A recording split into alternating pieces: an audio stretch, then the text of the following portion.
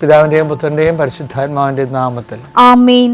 അമ്മേ പരിശുദ്ധമേ, അമ്മേ പരിശുദ്ധമേ, ദൈവമാതാവേ, കൃപാസനത്തിലൂടെ ഞങ്ങൾക്കും ഞങ്ങളുടെ ദേശത്തിനും അമ്മ മധ്യസ്ഥം തേടി തന്ന എല്ലാ അനുഗ്രഹങ്ങൾക്കും കൃപകൾക്കും ഞങ്ങളിപ്പോൾ ഹൃദയം നിറഞ്ഞ നന്ദി പറയുന്നു. അമ്മേ പരിശുദ്ധമേ, അമ്മേ പരിശുദ്ധമേ, ദൈവമാതാവേ, 2004 ഡിസംബർ 7 തീയതി ഉച്ചകഴിഞ്ഞ് 2:30 കൃപാസനത്തിൽ സംഭവിച്ച അമ്മയുടെ പ്രത്യക്ഷപ്പെടലിനെ കുറിച്ച് തിരുസഭയ്ക്ക് സമർപ്പിച്ചിരിക്കുന്ന പഠനരേഖകളുടെ മേൽ സഭാത്മകമായ പഠനം ആരംഭിക്കുവാൻ ഞങ്ങൾ പ്രാർത്ഥിക്കുന്നു.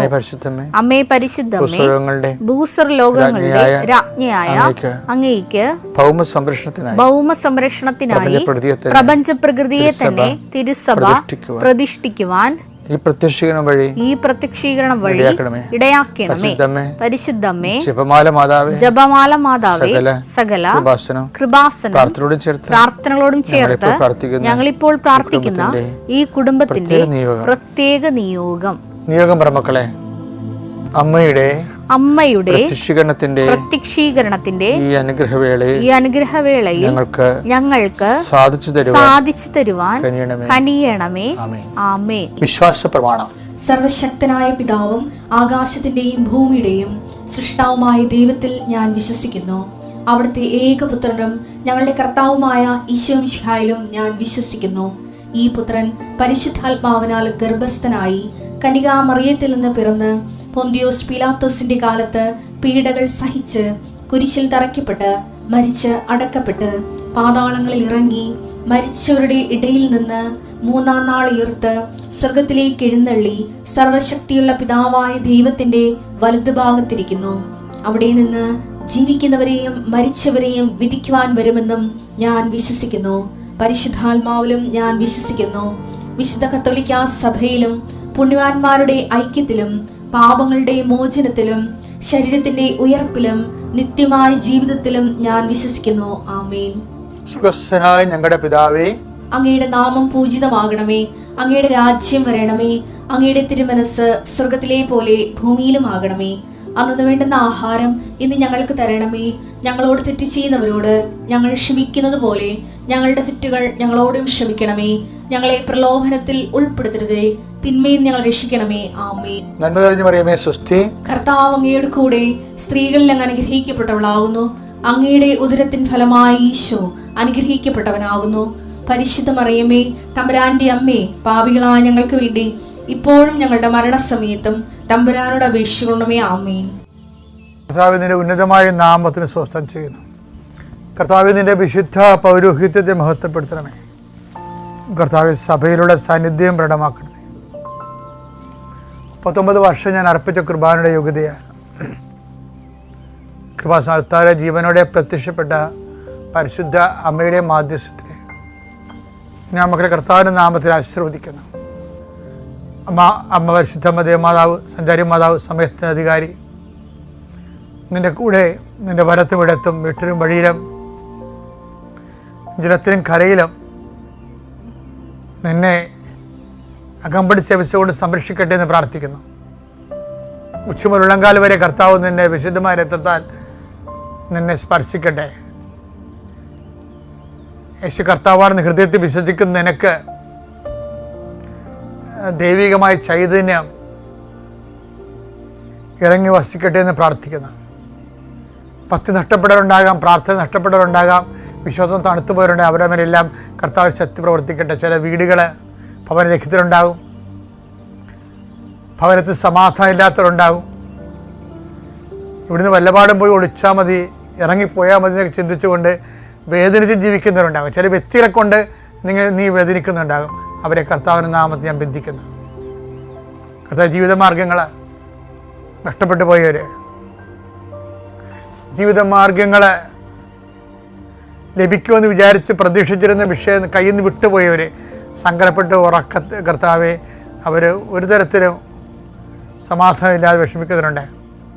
പല പല ബന്ധങ്ങൾ വിട്ടുപോയത് കാരണം, പല പല തരത്തിലുള്ള പരാജയങ്ങൾ വന്നുപോയത് കാരണം, പല ആശിച്ചിരുന്ന പല വിഷയങ്ങളും കയ്യിൽ നിന്ന് വിട്ടുപോയത് കാരണം പ്രവർത്തിച്ചിരുന്ന റിസൾട്ട് കിട്ടാതിരുന്നത് കാരണം വേദനിച്ച് ജീവിക്കുന്നവരുണ്ട് കർത്താവേ.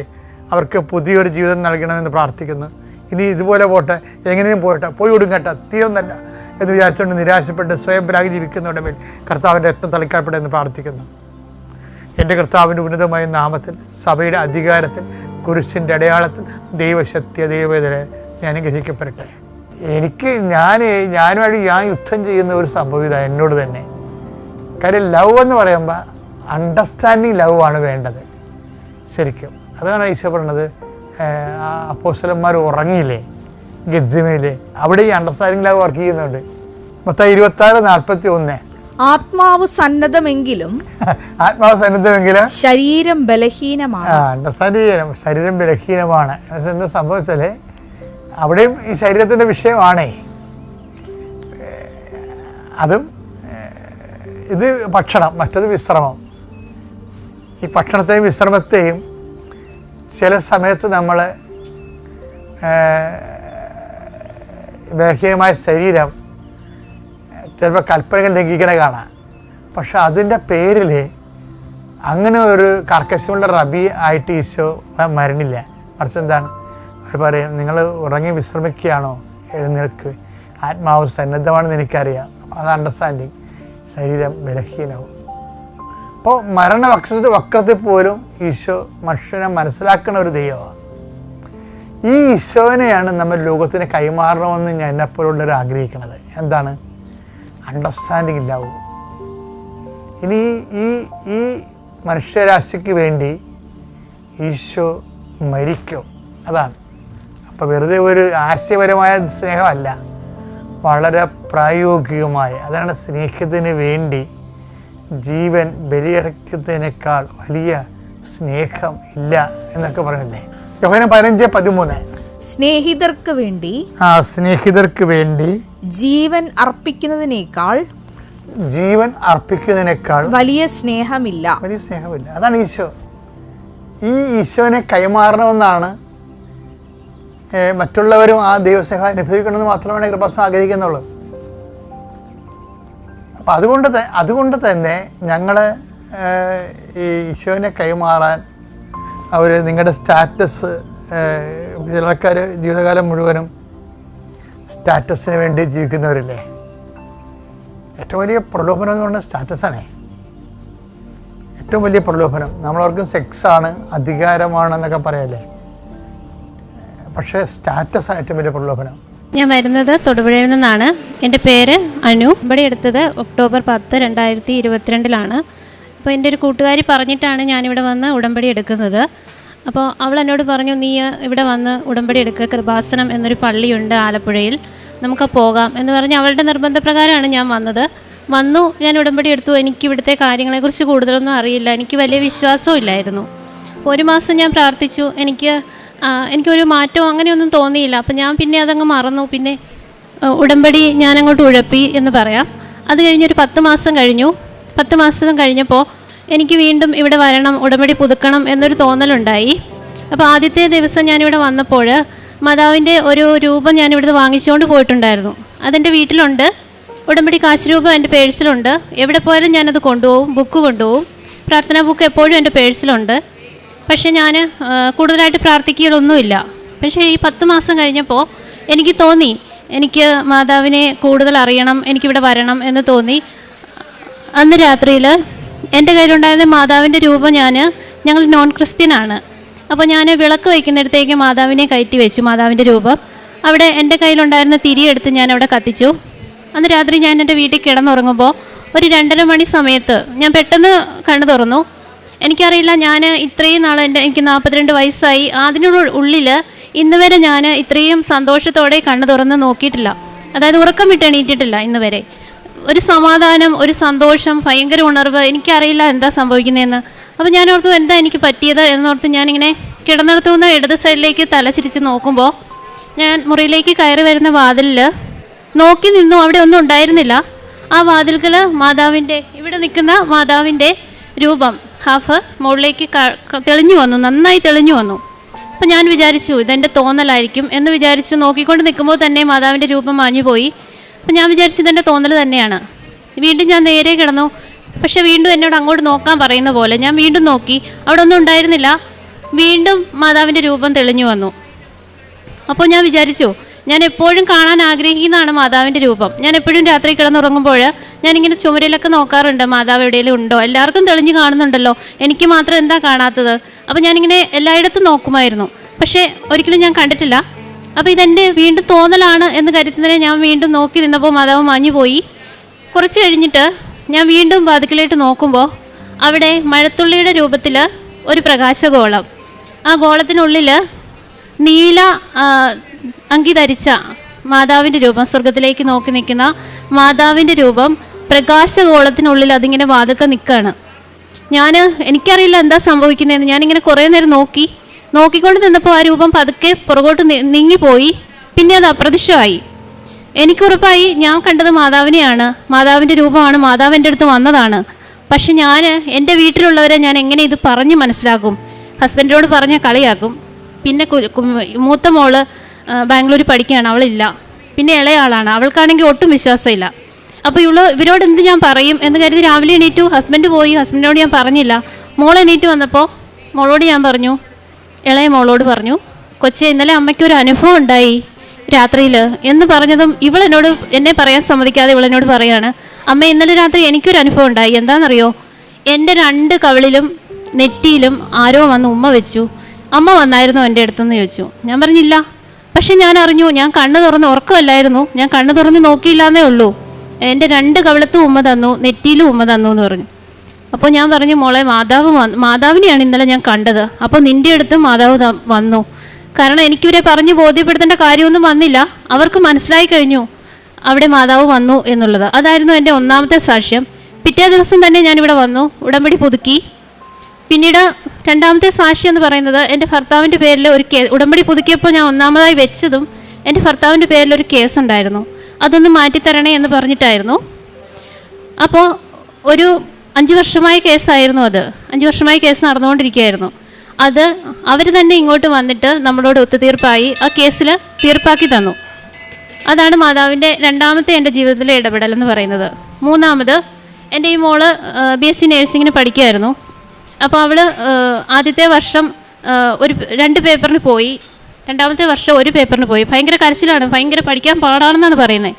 അപ്പോൾ 2ാമതും പോയി കഴിഞ്ഞപ്പോൾ ഞാൻ ഇവളെയും കൊണ്ട് വന്ന് ഇവിടെ ഉടമ്പടി എടുത്തു പോയി. അവൾ പോയി 3ാം വർഷം എക്സാം എഴുതി. എക്സാമിന് അവൾക്ക് ഡിസ്റ്റിങ്ഷൻ മാർക്കാണ് ലഭിച്ചത്. അവൾ 4ാം വർഷം 4th ഇയറിൽ എക്സാം എഴുതി. ആ എക്സാമിലും അവൾക്ക് ഡിസ്റ്റിങ്ഷൻ മാർക്കുണ്ടായിരുന്നു. നല്ല മാർക്കോട് കൂടിയാണ് അവൾ പാസ്സായി വന്നത്. പിന്നെ അതാണ് എൻ്റെ 3ാമത്തെ സാക്ഷ്യം. 4ാമത്, ഇവൾക്ക് മൈഗ്രെയിൻ ഉണ്ടായിരുന്നു. അതായത് 1 മാസത്തിൽ 3 ദിവസം കട്ടിലേൽ നിന്ന് എണീക്കില്ല, ഒരേ കിടപ്പ്, കരച്ചിൽ. എനിക്ക് പഠിക്കാൻ പറ്റുന്നില്ല, എനിക്ക് വായിക്കാൻ പറ്റുന്നില്ല, പുസ്തകം നോക്കാൻ പറ്റുന്നില്ല. അവർ ബാംഗ്ലൂരിലാണ്, നമ്മൾ നാട്ടിലാണ്, നമുക്കൊന്നും ചെയ്യാൻ പറ്റില്ല. അപ്പോൾ ഞങ്ങൾക്കും വിഷമം.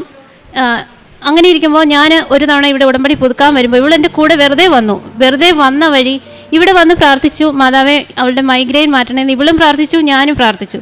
ഇവിടുന്ന് വന്ന് പോയതിൽ പിന്നെ ഇന്ന് ഈ നിമിഷം വരെ ഇവൾക്ക് മൈഗ്രെയിൻ വന്നിട്ടേ ഇല്ല, അങ്ങനെ ഒരു പ്രശ്നമേ ഇല്ല. പിന്നീട് ഇവൾക്ക് 4th ഇയറിൽ ഫീസ് അടയ്ക്കണമായിരുന്നു. അപ്പോൾ ഞാൻ പലിശയ്ക്കൊക്കെ എടുത്തിട്ടാണ് ഇവരുടെ ഫീസ് അടച്ചുകൊണ്ടിരുന്നത്. അപ്പോൾ എൻ്റെ കയ്യിൽ ഇവൾക്ക് അടയ്ക്കാനുള്ള ഫീസ് എൻ്റെ അക്കൗണ്ടിൽ കിടപ്പുണ്ട്. അപ്പോൾ ഞാൻ ഈ ഫീസ് ഇട്ടുകൊണ്ട് തന്നെ ഞാൻ എൻ്റെ മാതാവിനോട് പറഞ്ഞു, എൻ്റെ മാതാവേ, എന്നെ സഹായിക്കണമെങ്കിൽ അമ്മ തന്നെ കല്ലേ പിളർന്ന് ഇറങ്ങി വരണം, അല്ലാതെ ഞങ്ങളെ സഹായിക്കാൻ വേറെ ആരും ഇല്ല എന്ന് പറഞ്ഞ് ഞാൻ എപ്പോഴും പ്രാർത്ഥിക്കും. അത് തമാശ രൂപേണയാണ് മാതാവിനോട് പറയുന്നത്. നീ കല്ലേ പിളർന്ന് വന്നാൽ മാത്രമേ എന്നെ സഹായിക്കാൻ ആളുള്ളൂ. പിന്നെ ഈ പൈസ ഞാൻ അടച്ചില്ല, എനിക്കിത് കൊടുക്കാൻ പറ്റിയ, നീ ഇവൾക്കടയ്ക്കേണ്ട ഫീസ് തന്നാൽ എനിക്കിത് കൊടുത്ത് എൻ്റെ പലിശ പൈസയൊക്കെ ഒഴിവാക്കായിരുന്നു എന്ന് പറഞ്ഞു. അന്ന് വൈകിട്ട് ഞാൻ ഇവൾക്ക് ഫീസ് ഇടാനായിട്ട് അക്കൗണ്ടിൽ നിന്ന് ട്രാൻസ്ഫർ ആകുന്നില്ല, എന്ത് ചെയ്തിട്ട്. അപ്പം ഞാനോർത്ത് ഇതെന്താ, എൻ്റെ അക്കൗണ്ടിൽ നിന്ന് വേറെ ആർക്കും ഞാൻ ചെയ്തിട്ടില്ല പൈസ. അത് കഴിഞ്ഞിട്ട് ഇവൾക്ക് ഒരു 3000 രൂപ പരീക്ഷ ഫീസ് അടയ്ക്കണം, എന്നാൽ അതിട്ടേക്കാം എന്ന് കരുതി ആ ഫീസ് ട്രാൻസ്ഫർ ചെയ്തപ്പോൾ എൻ്റെ അക്കൗണ്ടിൽ നിന്ന് പൈസ പോയി. ബാക്കി പൈസ കിടക്കുവാണ്. അപ്പോൾ ഫീസ് അടയ്ക്കേണ്ട ബാക്കി പൈസ പോണില്ല. 40,000 രൂപയേ ഉള്ളൂ, ലാസ്റ്റ് ഇയറിലെ ഫീസാണ്. അപ്പോൾ ഇതെത്ര ശ്രമിച്ചിട്ടും എൻ്റെ അക്കൗണ്ടിൽ നിന്ന് പൈസ പോണില്ല. അന്ന് രാത്രിയിൽ ഞാനൊരു സ്വപ്നം കണ്ടു കിടന്നപ്പോൾ ഞാൻ കൊച്ചിനെ വിളിച്ച് പറഞ്ഞു, നാളെ രാവിലെ നിൻ്റെ ഫീസ് ഇടാം, പൈസ എൻ്റെ അക്കൗണ്ടിലുണ്ട്, നീ വിഷമിക്കണ്ടെന്ന് പറഞ്ഞു. അന്ന് രാത്രിയിൽ ഞാനൊരു സ്വപ്നം കാണുകയാണ്. ഞാൻ നോക്കി നിൽക്കുമ്പോൾ എൻ്റെ വീടിൻ്റെ അരികിൽ ഒരു കല്ലിൽ ഒരു നീല വെളിച്ചം, ഞാൻ വീണ്ടും വീണ്ടും നോക്കി നിന്നപ്പോഴേക്കും അത് മാതാവിൻ്റെ രൂപമായിട്ട്, നീല കളറിലുള്ള മാതാവിൻ്റെ രൂപമായിട്ട് പ്രത്യക്ഷപ്പെട്ട് വരികയാണ്. അപ്പോൾ നേരം വെളുത്തു. ഞാൻ വിചാരിച്ച് എന്താ മാതാവ് ഇങ്ങനെ കാണിച്ചേ എന്ന് വിചാരിക്കുമ്പോഴേക്കും 8:30 മണിയായപ്പോഴേക്കും മോള് വിളിക്കുകയാണ്, അമ്മേ എൻ്റെ ഫീസ് ഒരു ട്രസ്റ്റ് അടയ്ക്കാമെന്ന് പറഞ്ഞു. അതായത് കോളേജിലെ കുറച്ച് കുട്ടികളുടെ ഫീസ് ഒരു ട്രസ്റ്റിൽ നിന്ന് ഒരു സാറ് അടച്ചു. അപ്പോൾ ആ സാറ് പറഞ്ഞു അവരോട്, നിങ്ങൾക്ക് ബുദ്ധിമുട്ടുള്ള, നിങ്ങളുടെ കൂട്ടത്തിൽ പഠിക്കുന്ന ഏതെങ്കിലും കൊച്ചിന് ബുദ്ധിമുട്ടുള്ളവരുണ്ടെങ്കിൽ നിങ്ങൾ പറയാം, ആ ഫീസും കൂടി ഞാൻ അടച്ചോളാം എന്ന് പറഞ്ഞു. പക്ഷേ ഇവളുടെ റൂമിൽ പഠിക്കുന്ന കുട്ടികളല്ല ഇവളുടെ പേര് പറഞ്ഞത്, ഇവളുമായിട്ട് കൂട്ടുമല്ല, ഇവളുടെ ഫ്രണ്ട്സും അല്ല. അപ്പോൾ ആ കുട്ടികൾ വന്നിട്ട് പറഞ്ഞു, എന്താണെന്നറിയില്ല, നിൻ്റെ പേരാണ് ഞങ്ങൾക്ക് പറയാൻ തോന്നിയത്, ഞങ്ങൾ നിൻ്റെ പേര് പറഞ്ഞു എന്ന് പറഞ്ഞു. എന്നിട്ട് ട്രസ്റ്റിലെ സാറിനെ വിളിച്ചു, സംസാരിച്ചു. ജോസഫ് എന്നാണ് സാറിൻ്റെ പേര്. സാറ് വെള്ളിയാഴ്ച വിളിച്ച് സംസാരിക്കുന്നു. തിങ്കളാഴ്ച ആയപ്പോഴത്തേനും അവളുടെ ഫീസ് അടച്ചു. എനിക്ക് എൻ്റെ കയ്യിലുണ്ടായിരുന്ന പൈസ എനിക്ക് പലിശക്കാർക്ക് കൊടുത്ത് എനിക്കത് ഒഴിവാക്കാൻ സാധിച്ചു. അതായിരുന്നു മാതാവ് കല്ലേ പിളർന്ന് വന്ന് എന്നെ സഹായിച്ചത്. അതാണ് കല്ലേ പിളർന്ന് വരണം എന്ന് ഞാൻ പറഞ്ഞിരുന്നു. കല്ലേ പിളർന്ന് വരണം എന്ന് ഞാൻ എപ്പോഴും പ്രാർത്ഥിച്ചിരുന്നത് എനിക്ക് സാധിച്ചു തന്നത് മാതാവാണ്. അതാണ് എൻ്റെ മറ്റൊരു സാക്ഷ്യം.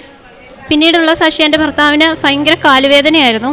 ഇവിടുന്ന് അമ്മയുടെ തൈലവും ഉപ്പ് കൊടുക്കും, തൈലം പുരട്ടി എന്നും പ്രാർത്ഥിക്കുമായിരുന്നു. ആ കാലുവേദന പൂർണ്ണമായിട്ടും മാറിക്കിട്ടി. ഇപ്പോൾ അങ്ങനെ ഒരു പ്രശ്നമേ ഇല്ല.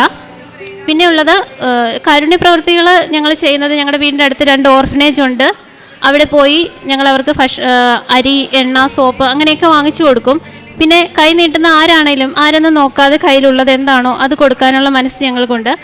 പിന്നെ ജോലി, ഞാൻ കഴിഞ്ഞ 2 മാസം മുമ്പേ എനിക്കൊരു ജോലി ഉണ്ടായിരുന്നു. പക്ഷേ അത് പോരാ, ഇവർ 2 പേര് പഠിക്കുകയാണ്. അപ്പോൾ അത് നമുക്ക് തികയുന്നില്ല. അപ്പോൾ ഞാൻ light and candle prayer request ഇട്ടു, എനിക്ക് വേണ്ടിയിട്ടല്ല, ഹസ്ബൻഡിനൊരു ജോലി വേണം എന്ന് പറഞ്ഞിട്ട്. അത് 2 ആഴ്ചയ്ക്കുള്ളിൽ എനിക്ക് ഒരു ജോലി തന്ന് മാതാവ് അനുഗ്രഹിച്ചു. ദുബായിലാണ് ജോലി. അപ്പോൾ അത് ഞാൻ മെയ് മാസത്തിലാണ് വിസയ്ക്ക് അപ്ലൈ ചെയ്യുന്നത്. അപ്പോൾ 2 ആഴ്ചയ്ക്കുള്ളിൽ വിസ വരുമെന്ന് പറഞ്ഞു. 2 ആഴ്ച കഴിഞ്ഞു, 3 ആഴ്ച കഴിഞ്ഞു, 4ാമത്തെ ആഴ്ചയായപ്പോൾ ജൂണായപ്പോൾ ഞാൻ മാതാവിനോട് പറഞ്ഞു, മാതാവേ, നീ എനിക്ക് തരുന്നതാണെങ്കിൽ 7-ാം തീയതി എന്നൊരു ഡേറ്റ് അച്ഛനിവിടെ ധ്യാനത്തിനിടയ്ക്ക് പറഞ്ഞു. 4, 5, 7 എന്ന ഡേറ്റ് കാണിക്കുന്നു എന്ന് അച്ഛൻ ധ്യാനത്തിന് ഇടയ്ക്ക് പറഞ്ഞിരുന്നു. അപ്പം അച്ഛൻ പറഞ്ഞ ഡേറ്റിൽ ഏതെങ്കിലും ഒരു ദിവസം എനിക്ക് എൻ്റെ വിസ തരണമെന്ന് പറഞ്ഞു.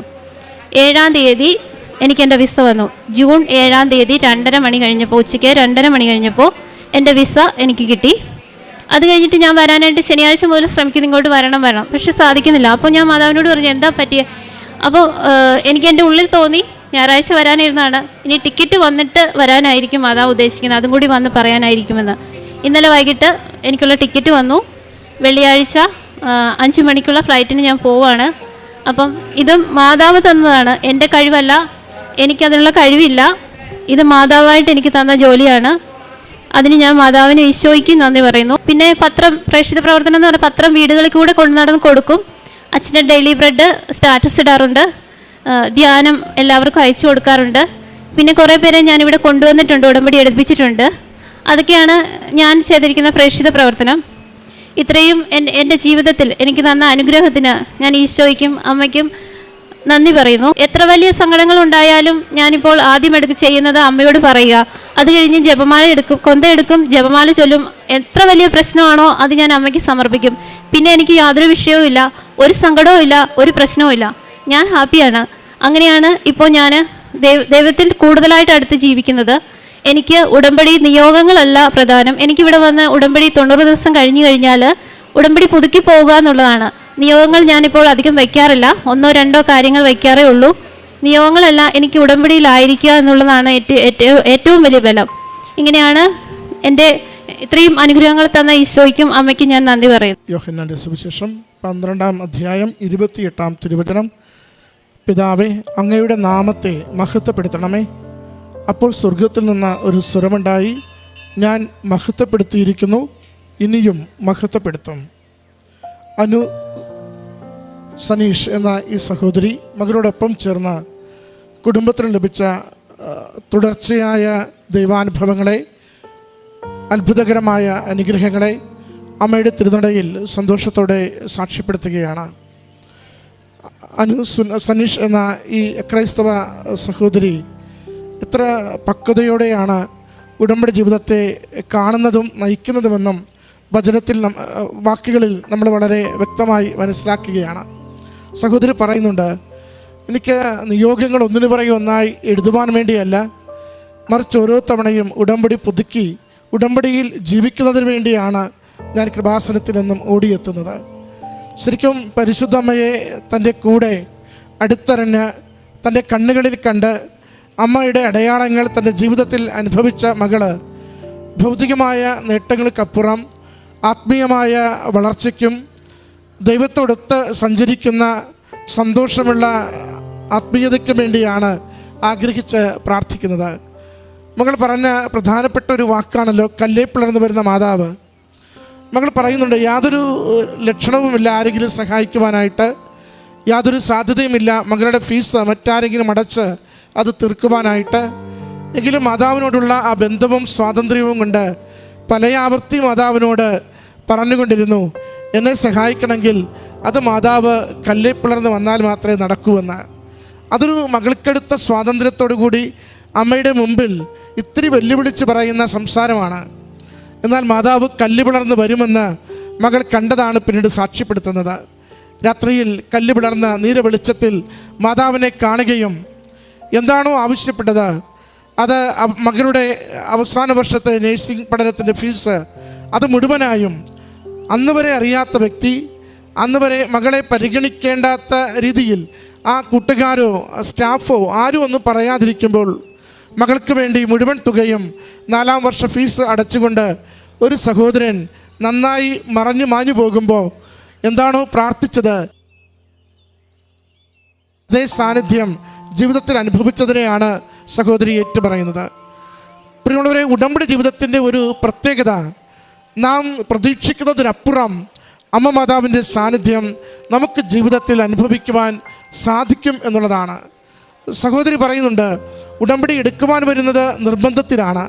മറ്റൊരാൾ പറഞ്ഞ് അങ്ങനെ ആ വ്യക്തിയോടൊപ്പം വന്നാണ് ഉടമ്പടി എടുക്കുന്നത്. ഉടമ്പടി എടുത്തതിന് ശേഷം ഇങ്ങനെ ആദ്യമൊക്കെ അത്ര വലിയ താല്പര്യം തീഷ്ണത ഇല്ലായിരുന്നെങ്കിലും പിന്നീട് എൻ്റെ പ്രാർത്ഥനയോടൊപ്പം അമ്മ മാതാവിൻ്റെ പ്രാർത്ഥനകൾ ചേർത്ത് വെച്ച് ഞാനത് തുടങ്ങിയതിന് ശേഷം കണ്ട ഒരു രാത്രി കാഴ്ച, 3 തവണ പരിശുദ്ധ അമ്മയെ കണ്ട ഒരു സവിശേഷമായ അനുഭവം, ഒരു സമാധാനത്തിൻ്റെ അനുഭവം, സന്തോഷത്തിൻ്റെ ഒരു സാഹചര്യം, ഇതാരോട് എങ്ങനെ പറഞ്ഞ് വിശ്വസിപ്പിക്കുമെന്നറിയാതെ വിഷമിച്ചാണ് രാവിലെ എഴുന്നേൽക്കുന്നത്. അതാണ് സഹോദരി പറയുന്നത്, പറഞ്ഞാൽ ആരും വിശ്വസിക്കില്ല. വിശ്വസിക്കാത്ത ഈ ദർശനങ്ങളെ ഞാൻ എങ്ങനെയാണ് ഇവരോടൊക്കെ ഒന്ന് പറയുക? ഇങ്ങനെ ചിന്തിച്ച് എഴുന്നേറ്റ് വരുമ്പോൾ മോള് തന്നെ, ഇളയ മകൾ തന്നെ വന്ന് അമ്മയോട് പറയുന്നു, ഇന്നലെ രാത്രി എൻ്റെ കവിളിൽ വന്ന് 2 തവണ ആരോ മുത്തം വെച്ചു. അമ്മയായിരുന്നോ? ഞാൻ കണ്ണു തുറന്ന് നോക്കിയില്ല, എങ്കിൽ എൻ്റെ കവിളത്ത് മുത്തം വെച്ചുവെന്ന. എത്ര നിസ്സാരമായിട്ടാണ് ഏറ്റവും ഗൗരവമുള്ള ഒരു വിഷയത്തെ അവതരിപ്പിക്കുവാൻ വേണ്ടി മനസ്സിലിങ്ങനെ ആകുലപ്പെടുമ്പോൾ മാതാവ് അത് പരിഹരിച്ചു കൊടുക്കുന്നത്. കമ്മ്യൂണിക്കേഷൻ വളരെ വേഗമായി. മകൾക്ക് മനസ്സിലായി അമ്മ മാതാവാണെന്ന്, ജീവിത പങ്കാളിക്കും കുടുംബത്തിലുള്ള മറ്റുള്ളവർക്ക് മനസ്സിലായി 2 പേർക്കും ഒരു ദൈവികമായ അനുഭവം രാത്രി ലഭിച്ചിട്ടുണ്ടെന്ന്. പിന്നീട് ഓരോന്നും ചോദിക്കുന്നതൊക്കെയും അമ്മയിൽ നിന്ന് കുടുംബത്തിലേക്ക് നിസ്സാരമായി ലഭിക്കുന്നതാണ് സൂചിപ്പിച്ചത്. മകൾ ആദ്യത്തെ 2 വർഷം പരീക്ഷകളിൽ ഓരോ വിഷയങ്ങൾ തോറ്റ് പ്രയാസത്തിലായിരുന്നു. അമ്മയോട് നിയോഗം വെച്ച് പ്രാർത്ഥിച്ചു. മകളുടെ ഈ നേഴ്സിംഗ് പഠന മേഖലയിൽ അവൾക്ക് നല്ല രീതിയിൽ പഠനം മുന്നോട്ട് കൊണ്ടുപോകുവാൻ, പരാജയങ്ങൾ ഒഴിവാക്കുവാൻ അമ്മ സഹായിക്കണമെന്ന്. ഡിസ്റ്റിങ്ഷനോടുകൂടി 4-ാം വർഷം മകൾ വിജയിച്ചുവെന്ന് അമ്മ സാക്ഷ്യപ്പെടുത്തുമ്പോൾ അത് അമ്മയുടെ തിരുനടയിലെത്തി അമ്മയെ ഒരു നോക്ക് കണ്ടിട്ട് അമ്മയുടെ കണ്ണുകളിലേക്ക് ഒരു നിയോഗം സമർപ്പിച്ചാൽ അത് എത്ര വലുതും എത്ര ദുഷ്കരമാണെങ്കിലും നിസ്സാരമായ അമ്മ നമുക്കത് അനുവദിച്ചു തരും എന്നതിൻ്റെ സാക്ഷ്യമാണ്. ഒരു ജോലിക്ക് വേണ്ടി സഹോദരി ആഗ്രഹിക്കുന്നുണ്ട്. അത് 2 മാസം മുമ്പ് തുടങ്ങുന്നൊരു പരിശ്രമമാണ്. വളരെ എളുപ്പത്തിൽ യാതൊരു താമസവുമില്ലാതെ ആ വിദേശ ജോലി 2 മാസം കൊണ്ട് സഹോദരിക്ക് വിസ കയ്യിൽ ലഭിക്കുകയും അടുത്ത ആഴ്ച പോകുവാൻ പറ്റുന്ന വിധത്തിൽ ക്രമീകരിക്കുകയും ചെയ്യുന്നു. ഓരോ അനുഭവത്തെയും ഈ കുടുംബം ഈ എൽത്താരയിൽ പങ്കുവെക്കുക, അമ്മയോട് ചോദിക്കുമ്പോൾ അമ്മ തിരികെ എപ്പോഴും കൂടെ നിന്ന് സഹായിക്കുന്നുവെന്ന്. പ്രിയമുള്ളവരെ, ഉടമ്പടിയിൽ നമുക്കുണ്ടാവുന്ന ഉറപ്പ് അത് അമ്മയെ വിളിച്ചാൽ അമ്മ വിളിപ്പുറത്തുണ്ട്. അമ്മയുടെ മുമ്പിൽ കണ്ണീര് കൊടുത്താൽ അമ്മ അത് തൻ്റെ ഹൃദയത്തോട് ചേർത്ത് വെച്ചുകൊണ്ട് അത് തിരുക്കുമാരന് സമർപ്പിക്കും. എന്ത് കുറവാവട്ടെ, എന്ത് രോഗമാവട്ടെ, എന്ത് ജീവിതത്തിൻ്റെ പ്രതിസന്ധികളും പരിഹരിക്കുവാനാവാത്ത സങ്കടങ്ങളുമാവട്ടെ, അതിനെല്ലാം അമ്മയുടെ പക്കൽ നമുക്ക് ഓരോരുത്തർക്കും നൽകേണ്ട വ്യത്യസ്തമായ തീരുമാനങ്ങളും വ്യത്യസ്തമായ ജീവിതത്തിൻ്റെ ഉത്തരങ്ങളുമുണ്ട്. അതുകൊണ്ട് ഉടമ്പടിയിലായിരിക്കുന്ന നമ്മളോട് നിരന്തരം പറയും, ഉടമ്പടി നിങ്ങൾ വിശ്വസ്തയോടെ ജീവിക്കുവാൻ തീരുമാനിക്കുന്നുവോ എങ്കിൽ അമ്മയിലൂടെ ഈശോ ജീവിതത്തെ ഇടപെടുന്നത്, സ്പർശിക്കുന്നത്, സഹായിക്കുന്നത് നമുക്ക് അനുഭവിക്കുവാനാവും. ഈ സഹോദരി തൻ്റെ സാക്ഷ്യത്തിലുടനീളം പറയുന്നുണ്ട്, എനിക്കെന്നും അമ്മ മാതാവിൻ്റെ സാന്നിധ്യം അനുഭവിക്കുവാൻ സാധിക്കുന്നു. എൻ്റെ ഭാരപ്പെട്ട വിഷയങ്ങളെ അമ്മ മാതാവ് ഏറ്റെടുത്ത് അതൊക്കെ ലൈറ്റ് വെയ്റ്റായി വളരെ ലഘൂകരിച്ച് എനിക്ക് നൽകുന്നുണ്ട്. സാധിക്കില്ല എന്ന് കരുതുന്ന കാര്യങ്ങളിൽ പോലും അമ്മയുടെ സഹായം നൽകിക്കൊണ്ട് എൻ്റെ കുടുംബത്തെ, എൻ്റെ ജീവിതത്തെ രോഗങ്ങൾക്ക് സൗഖ്യവും ജീവിത പ്രശ്നങ്ങൾക്ക് പരിഹാരവും തടസ്സം നിൽക്കുന്ന മേഖലകൾക്ക് പുതിയ തുറവിയും നൽകി മുന്നോട്ട് കൊണ്ടുപോകുന്നുവെന്ന ഇത് ഉടമ്പടി ഓരോരുത്തർക്കും നൽകുന്ന വാഗ്ദാനമാണ്. അമ്മയിൽ ശരണപ്പെട്ടാൽ, പ്രത്യക്ഷീകരണത്തിൽ അടിയുറച്ച് വിശ്വസിച്ചാൽ ദൈവത്തിൻ്റെ അനുഗ്രഹം കൊണ്ട് ജീവിതത്തിൻ്റെ ഏതൊരു മേഖലയെയും ദൈവം സംരക്ഷിക്കും. അമ്മ മാതാവ് നമുക്ക് വേണ്ടി അവസാനം വരെയും നിലകൊണ്ട് സഹായിക്കുകയും ചെയ്യുമെന്ന് ഈ കുടുംബത്തിന് ലഭിച്ച വ്യത്യസ്തമായ ഈ അനുഗ്രഹങ്ങൾക്ക് അമ്മ മാതാവിനും തിരുക്കുമാരനും നന്ദി പറഞ്ഞുകൊണ്ട് കരങ്ങളടിച്ച് ഈ സാക്ഷ്യം നമുക്ക് സമർപ്പിക്കാം.